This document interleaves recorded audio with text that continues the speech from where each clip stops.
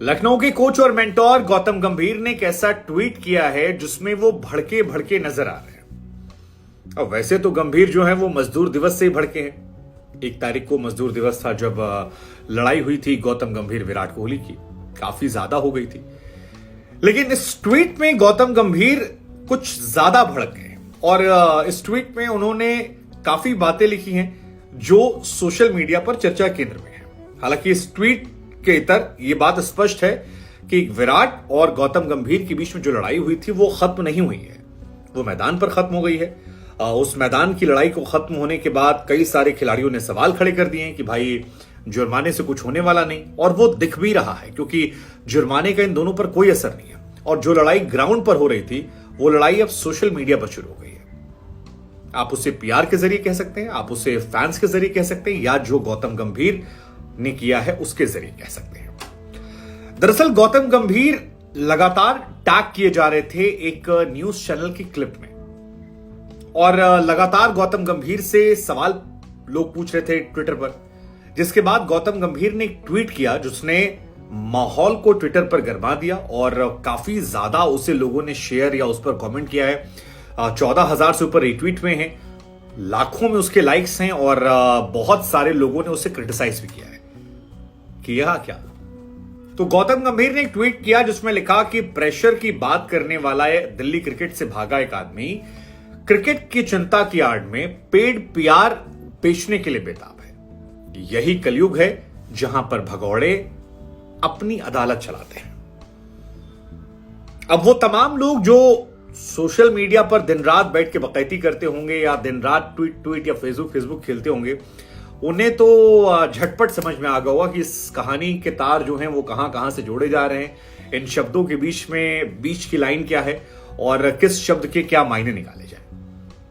लेकिन हमारे और आपके जैसे जो कुछ 2-4 मासूम लोग हैं जिन्हें नहीं पता कि गौतम गंभीर का ट्वीट जो है जिसमें लिखा गया कि प्रेशर की बात कर दिल्ली क्रिकेट से भागने वाला एक आदमी क्रिकेट की चिंता की आड़ में पेड पीआर को बेचने के लिए बेताब है, कलयुग है जहां पर भगौड़े अपनी अदालत चलाते हैं, इसके मायने क्या हैं? तो हम आपको बता दें कि ये कहानी तब शुरू होती है जब एक निजी टीवी चैनल के एक संपादक जो काफी चर्चित चेहरा है टीवी में, उनका नाम मैं इसलिए नहीं ले रहा क्योंकि एक तो मैं दूसरे चैनल से जुड़ा हुआ हूं, दूसरा वो बहुत सीनियर व्यक्ति हैं, उनका सम्मान जो है वो बहुत ज्यादा है, उनकी काफी इज्जत मैं भी करता हूं, उनके काम को देखकर हमने सीखा समझा जाना है।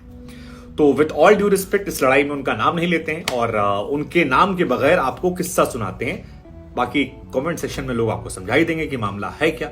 अब दरअसल वो संपादक महोदय की तरफ से एक टीवी पर एक क्लिप गई थी जिसमें कहा गया था, जो टीवी चैनल क्लिप है उसके अनुसार, कि गौतम गंभीर को मिर्ची लगी, चुनाव लड़कर लोकसभा में सांसद बनकर गौतम गंभीर का अहंकार जो है वो और ज्यादा बढ़ गया है।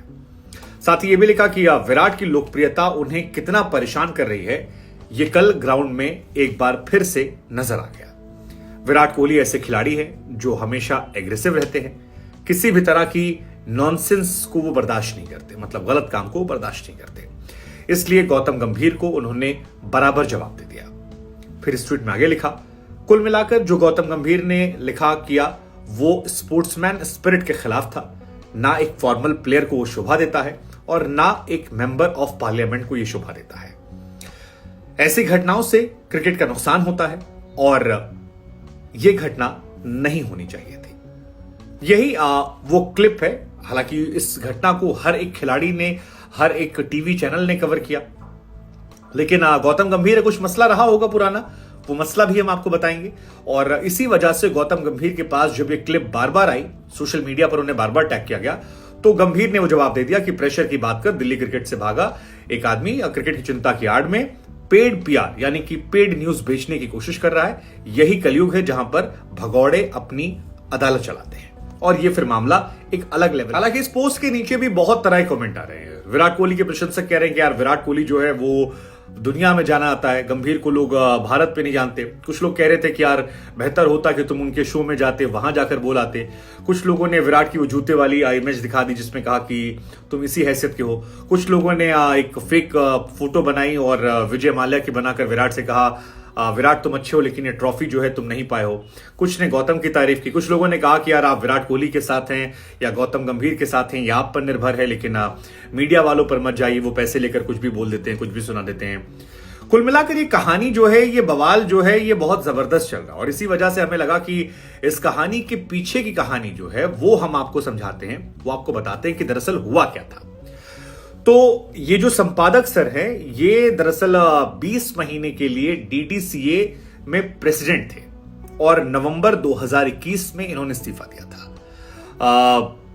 20 महीना काफी टाइम होता है और क्रिकेट की एक अहम जिम्मेदारी होती है, अब क्योंकि गौतम गंभीर भी दिल्ली से ही आते हैं, दिल्ली क्रिकेट में उनकी भी एक अहम भूमिका है, एक्टिव काफी रहते हैं। तो ये आप मान सकते हैं कि इन दोनों के बीच में उस टाइम पे काफी क्लैशेस हुए होंगे और यही वजह है कि ये विराट कोहली का समर्थन या विराट कोहली का विरोध करने से ज्यादा इसे आप पर्सनल टसल का नाम दे सकते हो। और इसी वजह से गौतम गंभीर ने, क्योंकि गंभीर बहुत लोगों ने सवाल उठाए, लेकिन गंभीर ने यही जवाब। बड़ी बात ये, गौतम गंभीर ने किसी का नाम नहीं लिखा था, तो नाम तो लोगों ने गेस कर लिया क्योंकि गंभीर ने उस पोस्ट में एक हिंट दे दी थी। लेकिन उसमें एक प्रेशर लिखा है कि प्रेशर की बात कहकर दिल्ली क्रिकेट को छोड़ने वाला एक व्यक्ति, तो प्रेशर क्या था, तो उसको अगर आपको समझना है तो आपको थोड़ा सा पीछे जाना पड़ेगा। पीछे कहां जाना पड़ेगा? ये संपादक महोदय जो 20 महीने के लिए डीडीसीए के प्रेसिडेंट थे, जब इन्होंने रिजाइन किया था तो एक इन्होंने नोट जारी किया था और उस नोट में बताया था कि दिल्ली का क्रिकेट एसोसिएशन जो है वो खींचतान, एडमिनिस्ट्रेशन के दबाव से भरा हुआ है, यहां पर पॉलिटिक्स बहुत ज्यादा है। उन्होंने कहा कि मुझे लगता है कि यहां पर क्रिकेट के इंटरेस्ट के खिलाफ साजिशें चलती हैं।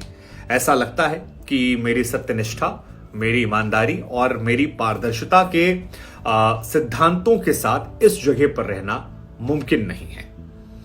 और यही पोस्ट लिखकर उसके बाद उन्होंने इस पद से इस्तीफा दे दिया था, क्योंकि ये मामला जो था ये क्रिकेट से जुड़ा हुआ था, क्रिकेट में उन्होंने क्विट किया था।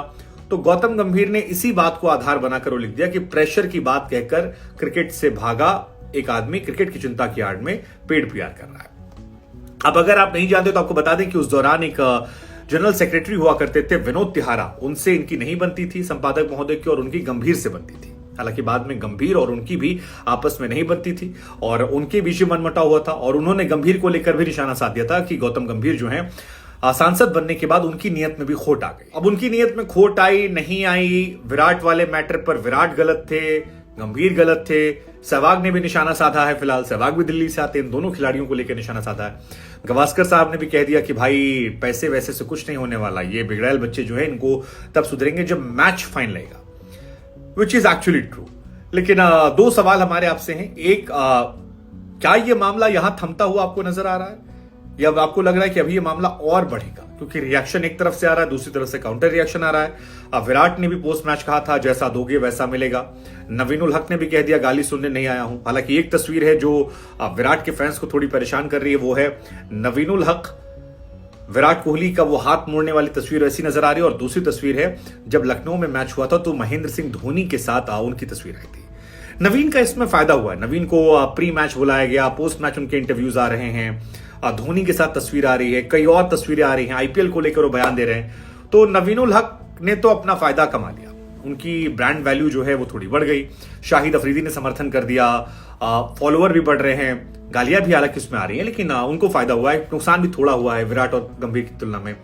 लेकिन आपको क्या लग रहा है ये मामला कहां जाकर थमेगा? और विराट कोहली के समर्थन में जो ये ट्वीट वाला विवाद चल रहा है जिसमें गंभीर ने आरोप लगा दिया, इस पूरे प्रकरण को लेकर आप क्या सोचते हैं? आपको लगता है कि अब मामला थोड़ा गंदा हो रहा है, जो नहीं होना चाहिए था, बेहतर है ना होता?